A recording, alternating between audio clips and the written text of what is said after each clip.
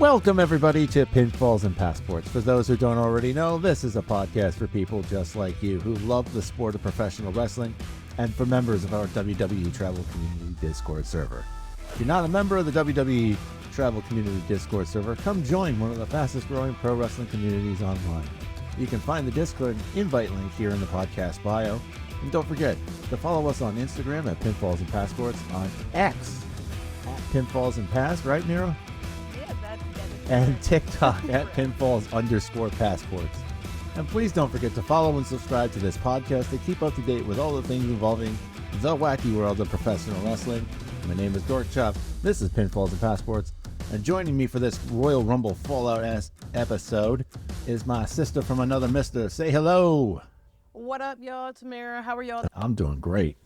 Yeah, we had a good weekend of wrestling with WWE. We had some surprises, some okay, we expected this, so you know. We had some, this segment could have been an email. Yeah, a few of those, but we're about to kick off the road, or we are officially kicking off the road to WrestleMania. Yes, the Rumble's passed. The main event for WrestleMania is now clear. We will get into that later.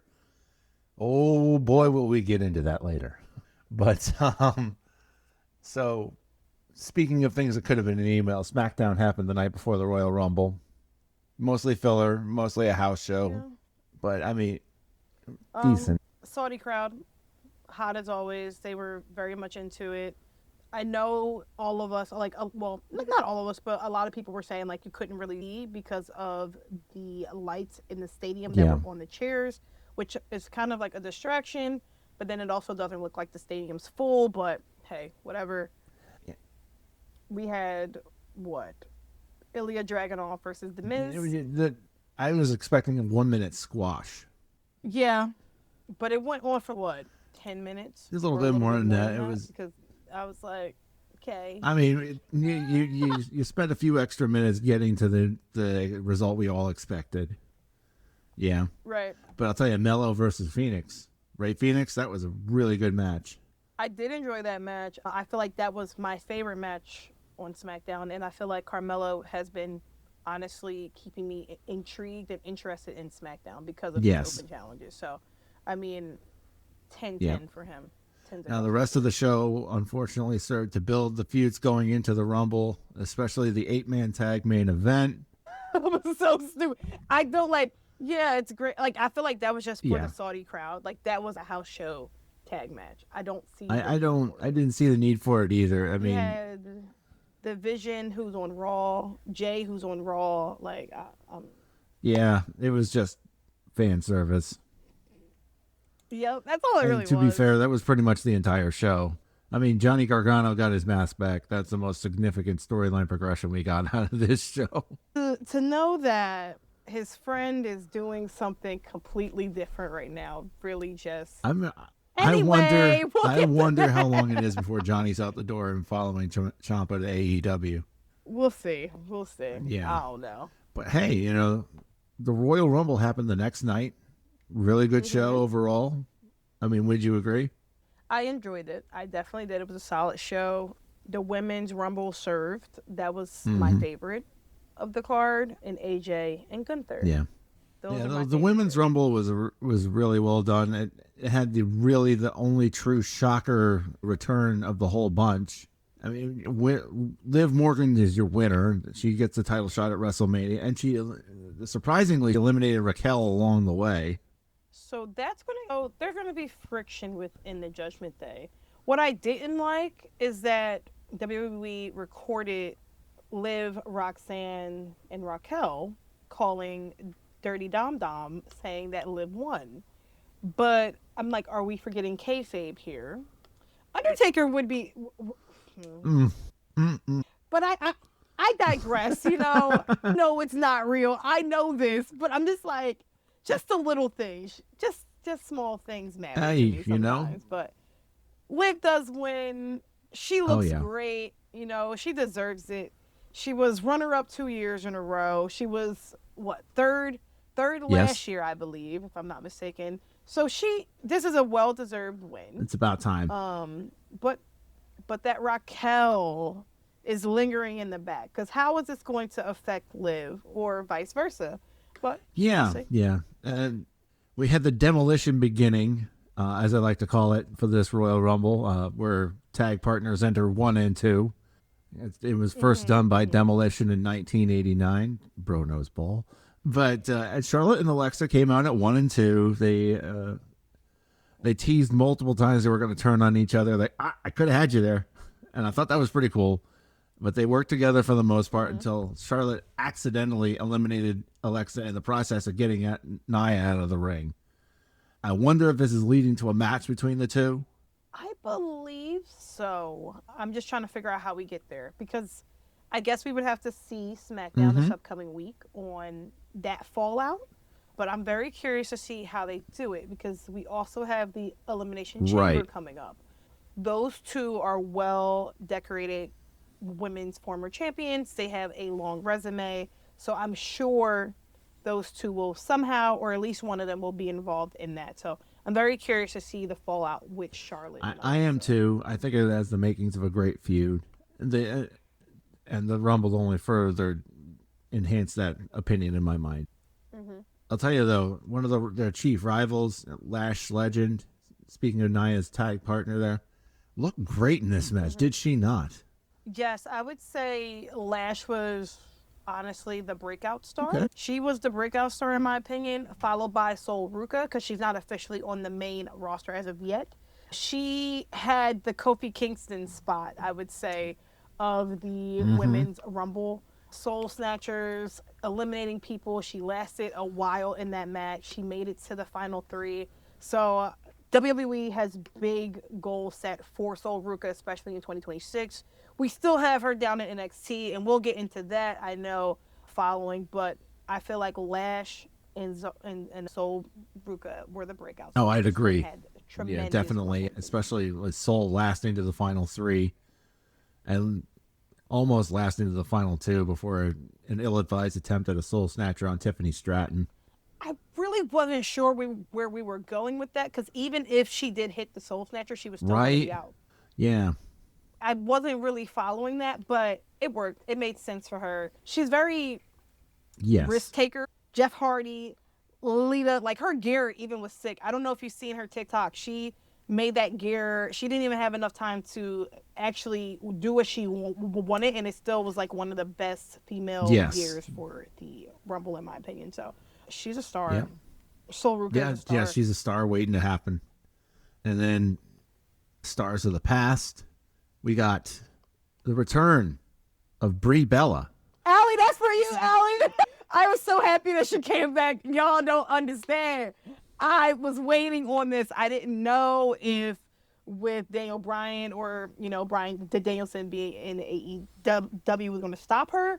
I know she was doing some interviews with like last year and the year before last with them. So I really didn't know if it was ever going to happen. So I'm very excited. Yeah, I am not as excited, but then it's just the Bellas don't do it for me in 2026, I guess. It's okay. I love them. Yeah, they made my childhood. Yeah, I was more of AJ and the other, I was more of an AJ and Paige and all them. Yeah. But speaking of AJ, no AJ or Bianca in this match. So with AJ, I feel like how outspoken she is about things. I like after thinking about it, I didn't think she would come to something. Like even with Punk, Punk didn't have a match at the Rumble, but knowing that he's champion and the fans love him, he was still a part of the Rumble in that sense. So I'm like, okay, like maybe that's why. And then Bianca, I don't know if she's just not healed. They're saving her for Chamber, or is just taking her time. Or they don't have something. Maybe they have something planned for her. Maybe something. There's been a complication or some sort of health issue that's come up. Yep. We don't know. And it was, but I was genuinely shocked to not see Bianca Belair in this Rumble. Same. This is like one of her first Rumbles that she hasn't been in since she's come to the main roster. So her presence is definitely, especially in the championship picture. It's because they're lacking those like main contenders. Like you have your Alexa and Charlotte, but they're in a tag team. You have Nia Jax, but she's in a tag team. Like Like a lot of these women that could be contenders for Jade are in tag team Yes. world right now. So again, they still have that story from last year when it was the big three of Bianca, Jade, Naomi. So there's also that aspect of it as well. So if that was the story going into WrestleMania, if she is healed, that would probably be the best bet. But I don't know how they're going to. I think it's also affecting Jade Cargill's title reign as well. Essentially, but I feel like maybe her progress isn't there with Jade, and I feel like that's been a big hindrance. For her. Yeah. Because I just like Tiffy is now back, so is Tiffy going to come after the belt again? Like, you know what I'm saying? Like, there's like factors. You have Jordan Grace in the mix. Chelsea Green is starting to have a chance at that belt. So I mean, I see what we're doing. It's just slowly but surely. Baby steps. Yeah.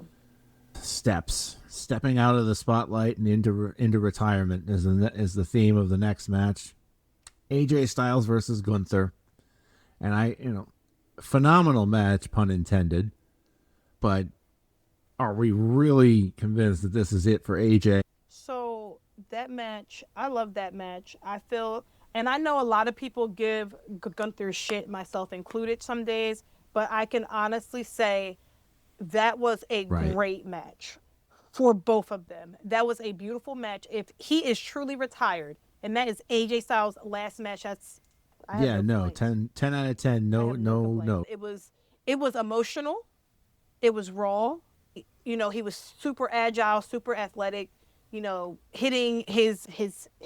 Honestly, Gunther with the his smacks and everything. So it's like you had that emotion. The crowd was feeding into it. You had the times where you thought AJ would win. You had the times where you thought Gunther would win, and you just didn't know. Like it left you almost like this is going to come down to the final set or whatever that is, like that final move, which was that damn sleeper hold. But somebody got to talk to that bald man. AJ did not tap out. He did not give up. He just fell asleep. He just basically went out like, a real one, I guess. I guess you would say, like, he just went out like that, like he wasn't tapping. He fought. Yeah. It was. He went out on his shield. Yep. Yeah. So that's the third Infinity Stone for Gunther. But your question, is he done? I truly don't know. There's a lot of speculations where they're trying to figure out like his role within WWE. Is it going to be something similar to Undertaker, where he has his podcast, things of that nature? They said his contract would be up like right after the Rumble. So is it actually up, or do we still have a few more weeks on there? Are they trying to write him a Legends deal that he cannot walk away from, or put him in the PC so he can train the upcoming talent? Because he has so much knowledge that these upcoming talent would be vital for them to have someone like him. So I really don't know if he does stay or if he goes on a little world tour. I would love for him to go on a little world tour, do TNA for a little bit, New Japan, if it is a possibility, AEW, things of that nature. But I really don't know. But by him not taking off those gloves tells me that he may not be ready to call it quits. I don't think he would. That's the message I inferred from that as well, that he was like, I ain't done yet. I still got a little left in the tank. Because if he was done, I feel like he would have took off them gloves and took off them boots. I agree. I think he's got a couple more matches in him. I think he could definitely go to New Japan, work a match in TNA, maybe against Leon Slater.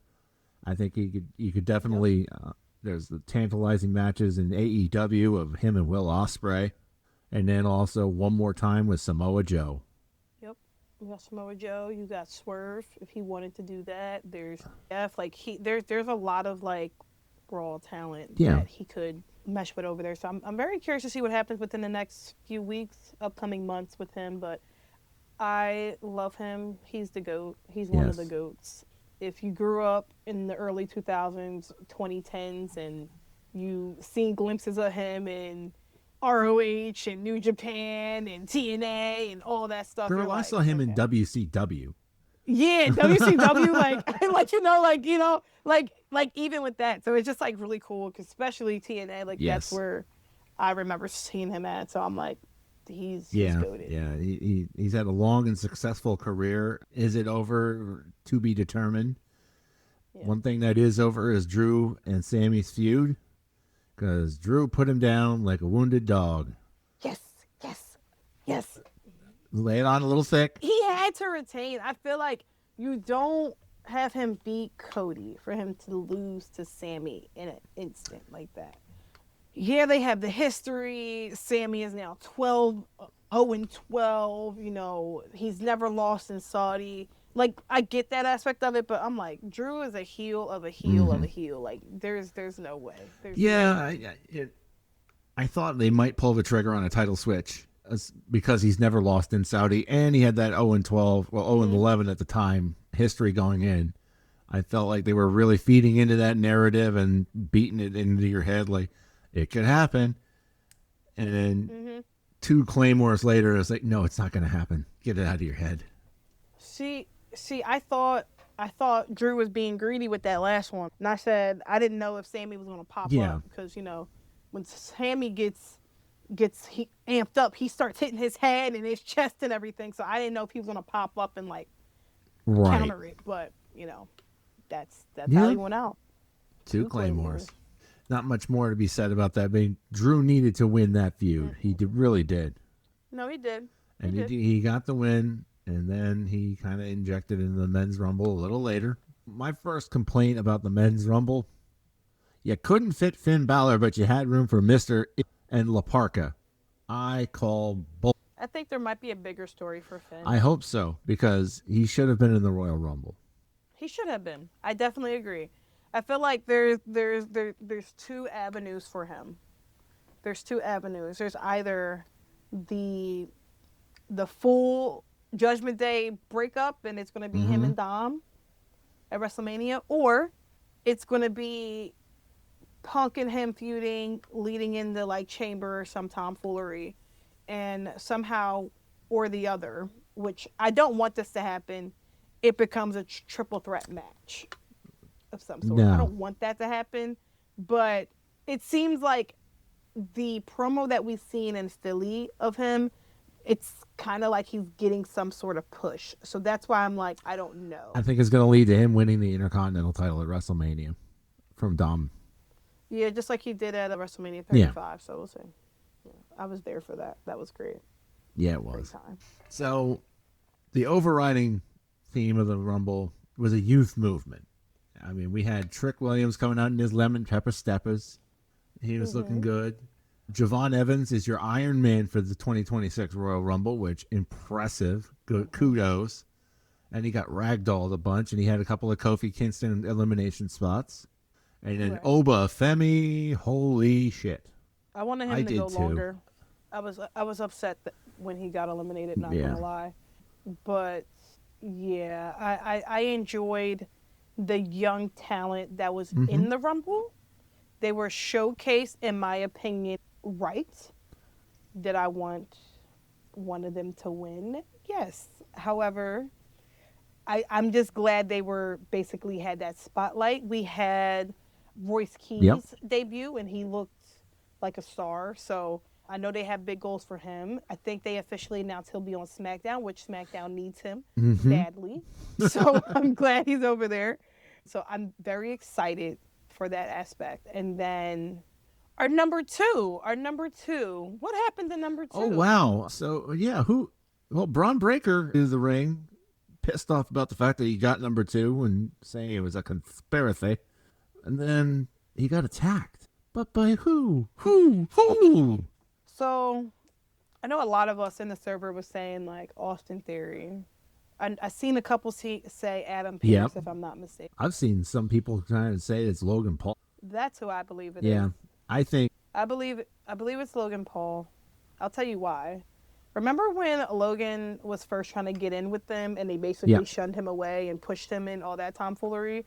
I think he might be working with Seth, or it could be, you know, the OG, Mr. Austin Theory, and he's working with Seth, and that's his person that's basically invading the Shield. I mean, the Shield, the Vision trying to figure out what's happening and stuff. So I think it's one of them two. I'm leaning more towards Logan Paul only because the person, whoever it was, had a lighter beard from what we could see.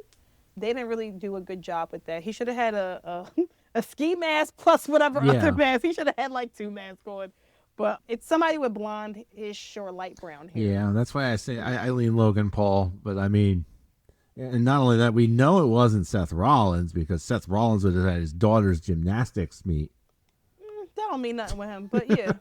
And his beard is darker, so I don't think it's Seth. I mean, real life it wasn't Seth, but storyline it could have been Seth. It could be, yeah. So I'm just like, I don't know. I'm tired of these masked men, these hooded men, but we'll see. Yeah. Hopefully this leads to something. I don't know what's going on. I hope it leads to Braun versus Seth at WrestleMania. You know, because we got a lot of wheels turning for WrestleMania in this match. One wheel I liked that fell off, though, was during Jey Uso's entrance, Brock eliminated rather unceremoniously. Thank you. Especially after he eliminated Oba. I was not happy about that. I thought it should have been the other way around. I think Oba should have eliminated Brock, and then that's a money feud right there. Brock and Oba. That's what I had thought. I thought it was going to be that way, but they obviously knew better than us, but somebody got to talk to that bald man. Yeah. As usual. That's how it typically goes. Yeah, exactly. But, I mean, the men's rumble was, in my opinion, I've seen worse. I have too. I felt like the ending was rushed, but then when you learn that they had a hard out at 2 a.m. Saudi time for the fireworks to go off, then you kind of understand why. Gunther came out to a ton of heat and was the last man eliminated by winner Roman Reigns, who wins his second Royal Rumble, and we'll get into what into his choice in a minute here, because we were there for it and it was amazing. Yeah, that was actually. But I think the thing that really got me was there was no major surprise returns in terms of like a Chris Jericho or anything like that. I feel like with both Rumbles, the men and the women, they don't have to rely on their Hall of Fame talent anymore. And then with the surprise aspect of any new talent, the only new talent I would say for the men's was Royce Keys. That was really it. Outside of that, everybody else came from their main roster. We didn't even have any NXT guys. We just had AAA guys. So, I mean, I'm very excited that was the case. I didn't think Chris Jericho would return only because as of the Rumble, he was still on the AEW live roster, the active roster. So I'm like, I don't think he's leaving quite yet. He may come back. I just don't think it'll be in quarter one of 2020 and maybe a little bit later down the line. But I know he's also touring. With But so overall, I agree with your assessment. It wasn't the worst Royal Rumble ever. I mean, that's 2022. I hate that. I was pissed off during that one. Oh my God. I was so mad when that happened. And then 2015, the other one that Roman won in Philadelphia, the site of this Monday's Raw. I don't even think his Rumble was as bad. I just think the crowd wasn't Mirah. behind him. Do you not remember the last 10 minutes of that Rumble? Where Dean Ambrose, Dolph Ziggler, and Bray Wyatt all got tossed out like sacks of potatoes that Rumble was one of the biggest middle fingers to the fans I've ever seen from Vince McMahon. Oh my God, I said his name. Oh my God. I mean, it could have been worse. It could have been the 2022. Yeah. I didn't think there would ever be a worse Rumble than 2015. And then 2022 happened. Yeah. It's okay though. But we had Monday Night Raw on Philly, so things were looking up. I mean, the show started off with Braun having a crash out. I was like, who was out here? And I'm just eating my cheesesteak. If you're in the server, if you scroll up, there's a video of me literally eating my cheesesteak watching Braun crash out. I felt like I was at home, honestly. I was like, oh, this is very entertaining. I love that casual, I was eating my cheesesteak. I was eating my cheesesteak. I didn't know what was happening. I was like, who was out here? And I'm like, oh, it's Braun. Then he started flipping over shit, and I'm just like, oh, he's quite upset. This gentleman appears to be incensed. Yes, but no, his crash out was valid. I think it's building on what WrestleMania is going to be. He's going to be in some type of stimulation type of match. I feel like he's gonna have like that type of match going into WrestleMania. I just don't know who it is. Is it Seth? Is it someone else? Is it who that masked person is?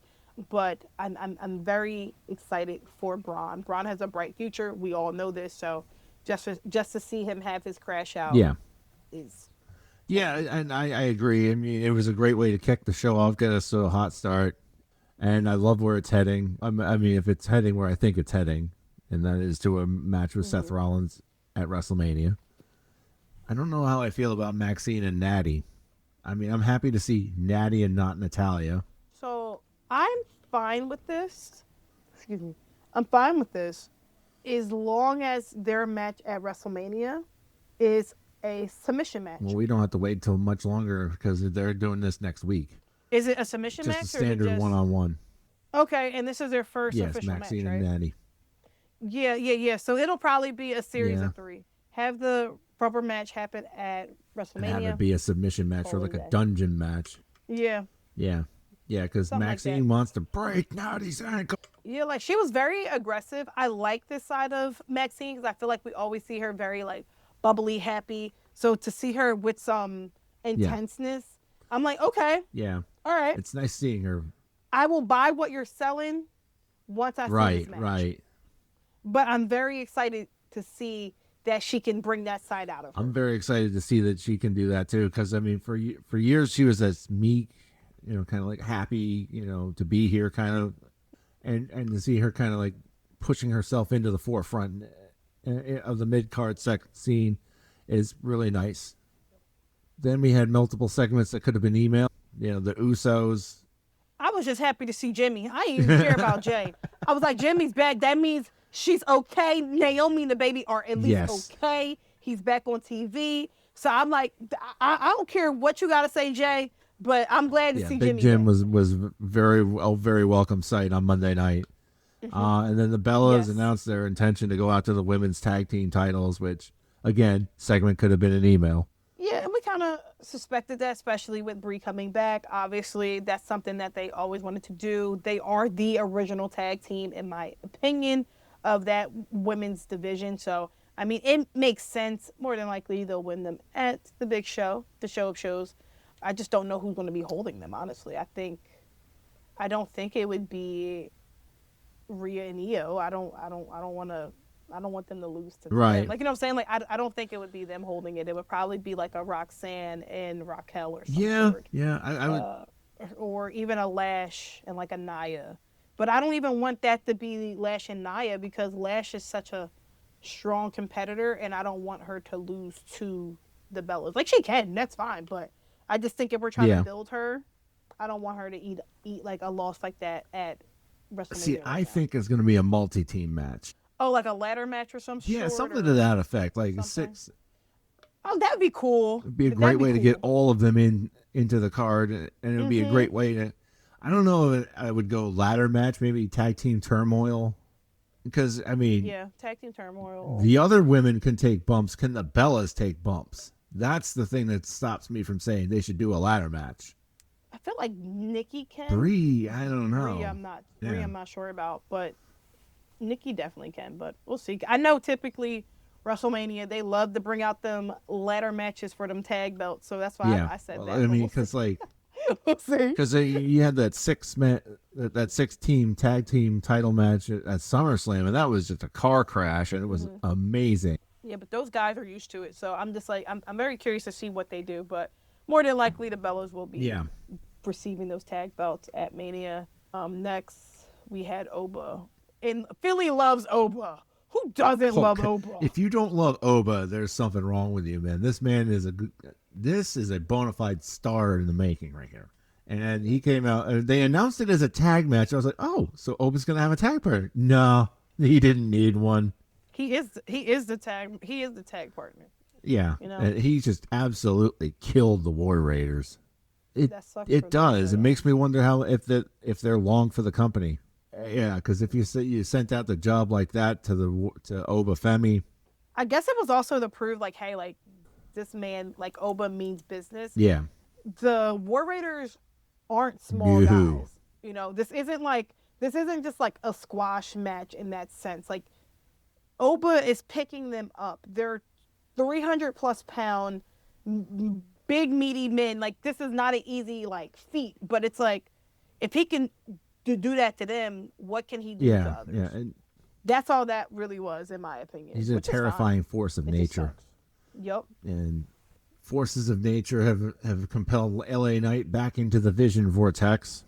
How you feeling about that one? I don't know. I mean, somebody And got not to only do that, it. it makes sense because they tsunamied him into a car. Yeah, I'm like somebody got to do it. So I mean, I guess it makes sense. But nah, it is what it is. I'm hoping post Mania this leads to more for I hope LA. so. Maybe Money in the Bank for him, because going into what we find out at the end of Raw, it's just like I don't see him in that title picture. So Yeah, I mean, that's we'll the see. thing We'll is, see.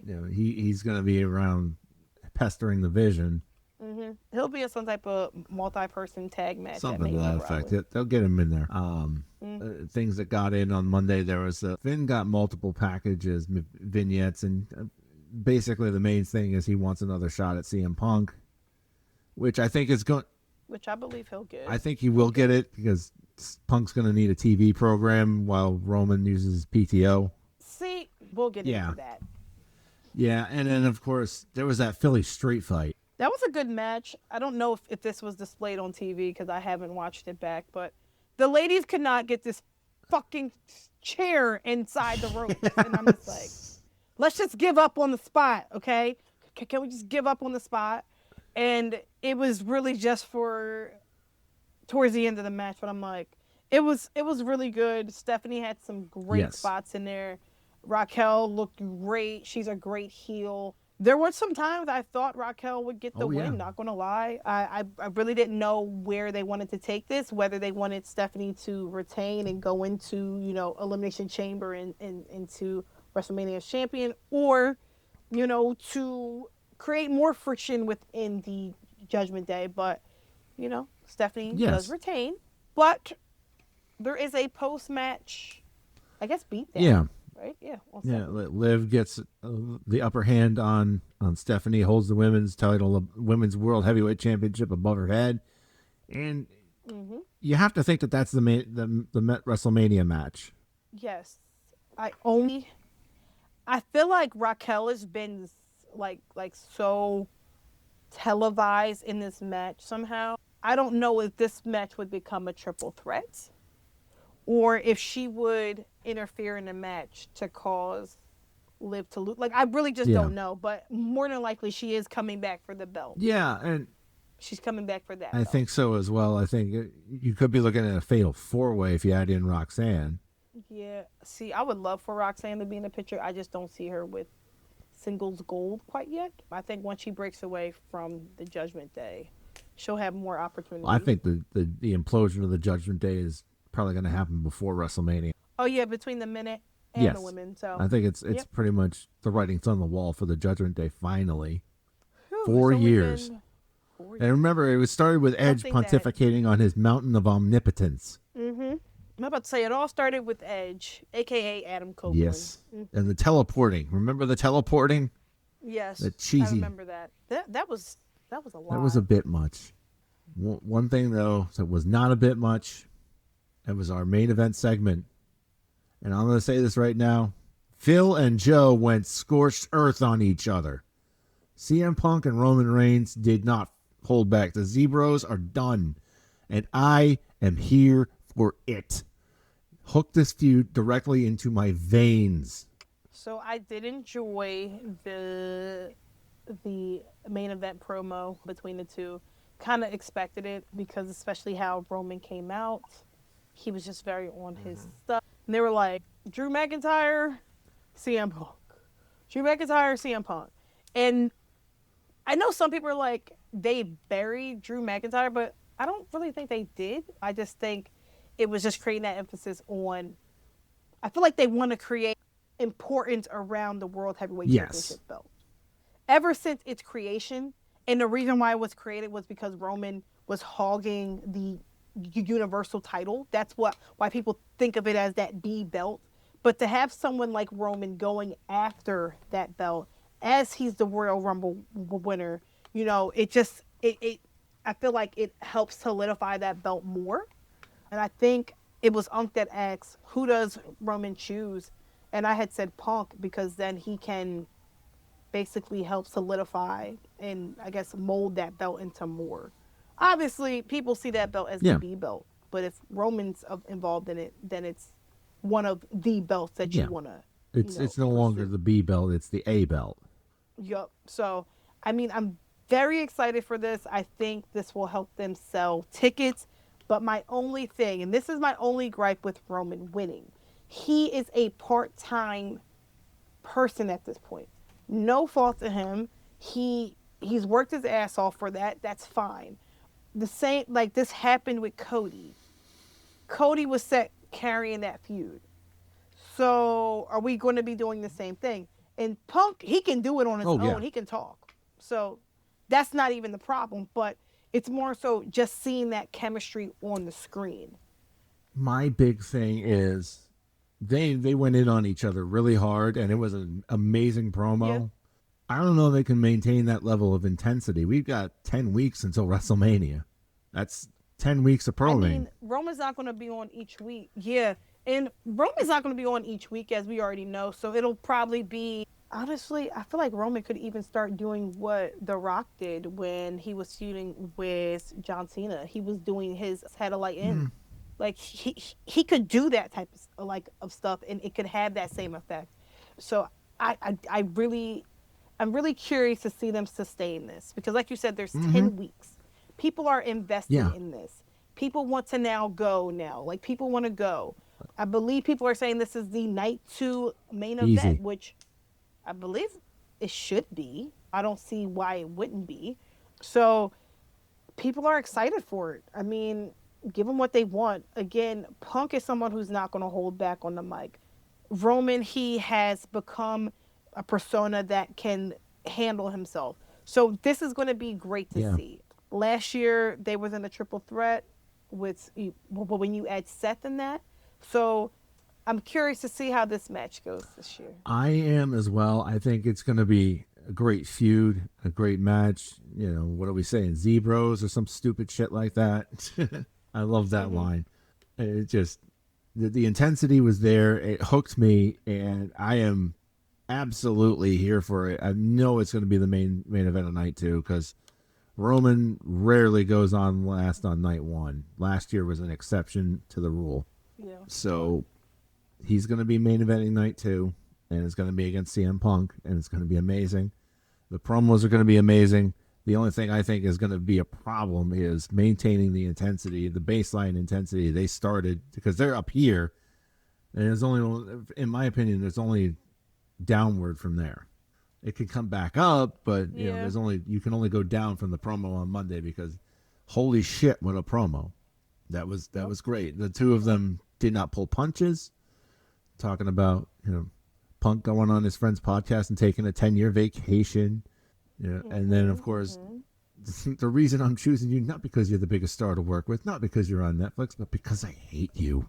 I mean, I felt that. That was, oh, chef's kiss. Yeah, that was a great promo.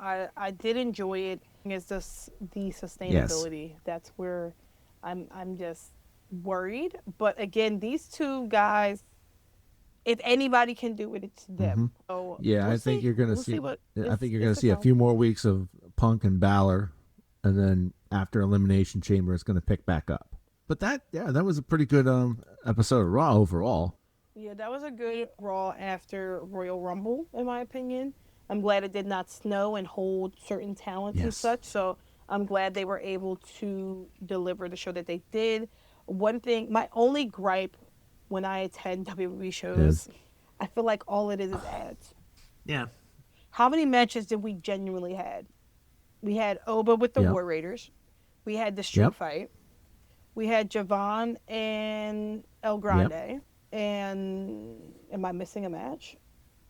I think I might be. And then we had the pre-show matches, which I got there during the end of Otis and Yeah. Tozawa, The main event matches. and I think the Creed brothers or like the Creeds, but there wasn't a lot of matches. That's legit my only gripe. Yeah.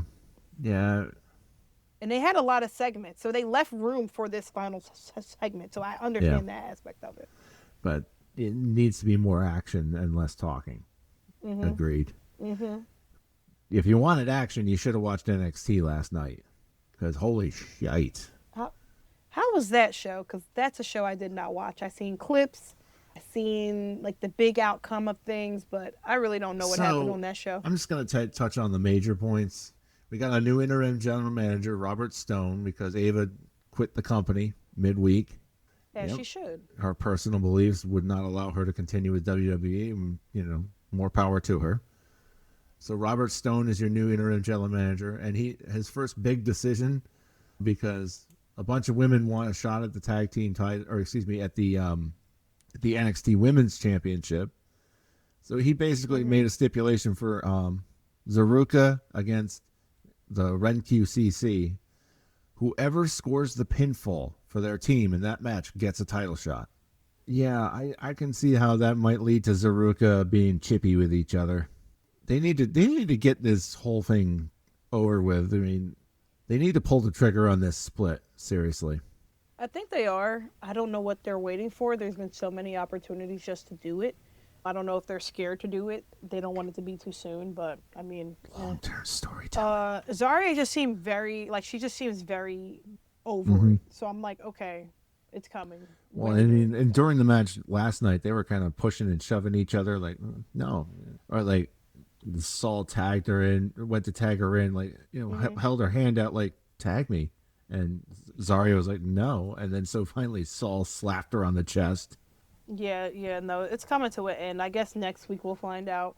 Yeah, for sure. Because I thought for sure it was going to happen during the tag match, but it could very well have last night, because Saul accidentally hit a Saul snatcher on Zarya. Oh yeah, it was quite it was a nice spot.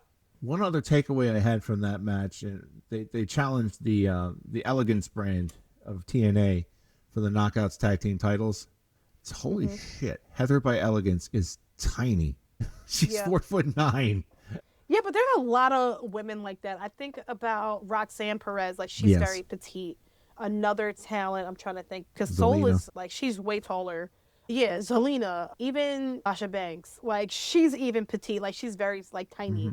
There's a lot of women that like come in small packages that can be very mighty. Tiny, so mighty. I mean, I give it to him. Yeah, I give it to him. And then the match we were all here for Tuesday night, well, some of us, the 7-man ladder match for the NXT Men's Championship. A lot of insane spots in this match. Clearly the future of NXT is bright. These young men really put their all into it. They made Keanu Carver look like a beast. Sean Legacy and Jackson Drake hit some really smooth high spots, and I was impressed. I mean, I still think Jackson Drake is a douchebag, but a little, he showed me something last night. And then of course you had Ricky and Joe, as they should have been, the last two standing on the ladder, just going at it back and forth. And finally Joe Hendry wins the belt, and he's doing the wave up top on the ladder after making Ricky crash and burn from the top of the ladder. Yeah. There was a couple of nasty spots off ladders, onto ladders. Joe Hendry is our new NXT Men's Champion. I don't know. I like him. I can't really get behind him. I'm not his biggest supporter, but he's aight. He's aight as champion, I guess. We'll see how this goes. I hope it's better than his TNA reign, but So I didn't see most of that. Yes, I hope we'll have to get our TNA correspondent on to talk about that. Yeah, like I don't know what I know. Isn't it Trick that took the belt from him, if I'm not mistaken? So hopefully it's better than that.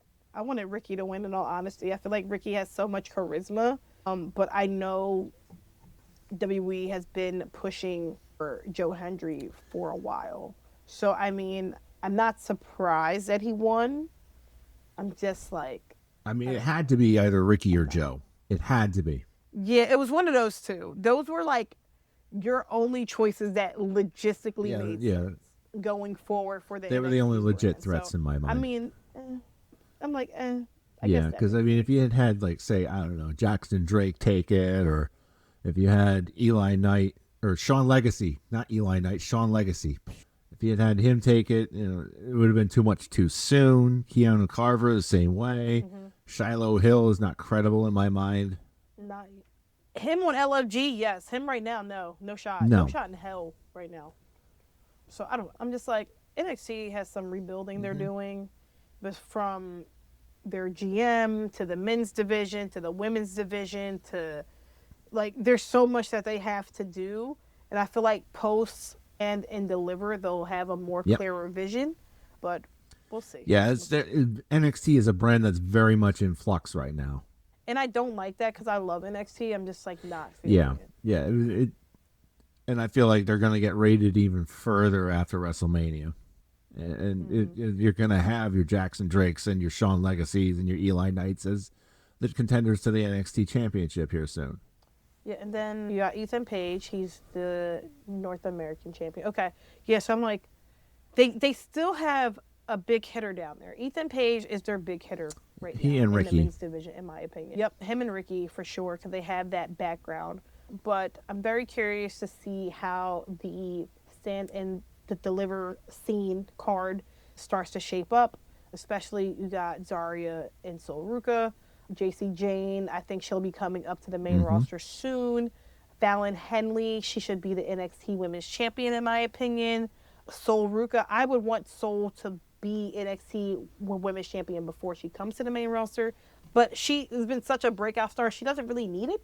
But I'm very curious to see how they play that. Yeah, I am too. I hope that it leads to a good Stand and Deliver card because that's their WrestleMania, essentially. And I hope that they are able to book the future well, too. And I hope that William Regal is the long-term general manager. Yeah, Robert Stone, he's very, like, to me, he's frantic and all over the place. So we'll see how this goes. I think he's entertaining. Him making that match with the women is kind of like, I seen the clip, I heard it, but I'm like, he's confusing me. But I understand I understand what the outcome is going to be. But this is very confusing. Right. But hopefully one thing that isn't confusing has been us, where we stand and how we're doing here. Yeah, it was a good week of WWE, though. It was a great week. I think the Rumble and Raw was like the highlights, honestly. I'm curious to see the fallout of SmackDown for this upcoming Friday, to see where they're going to take their feuds and such with the women and, Drew's title. So I'm very excited to see that. And I'm hoping with the 3 hours they have on SmackDown, they utilize every minute appropriately to push these feuds and, start these things, especially with Charlotte and Alexa and stuff. So I'm very excited. They're going to touch on Cody and Drew, obviously, because Drew eliminated Cody from the Rumble. And Jacob's going to be in there too. I think that's your Mania match there. So there's going to be a lot to get to with Friday Night SmackDown next week. Yeah, so I'm hoping they start to answer some of these things. So I'm very excited what the next week is going to be.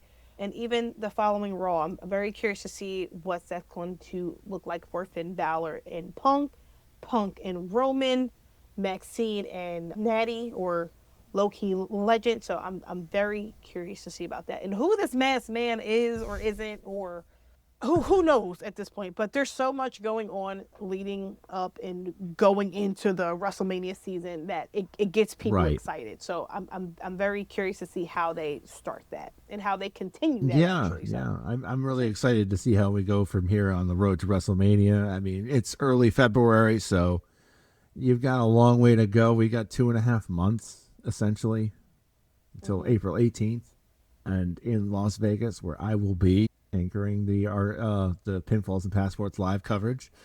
It will be a lot of fun. It's too bad you can't come this year. It's okay. I really don't want to go to Vegas again. I'm Vegas out. I get it. I feel like last year did me in. I didn't think we were going back there again, but they got me. But we'll see. But that's going to do it for us tonight. We have been Pinfalls and Passports.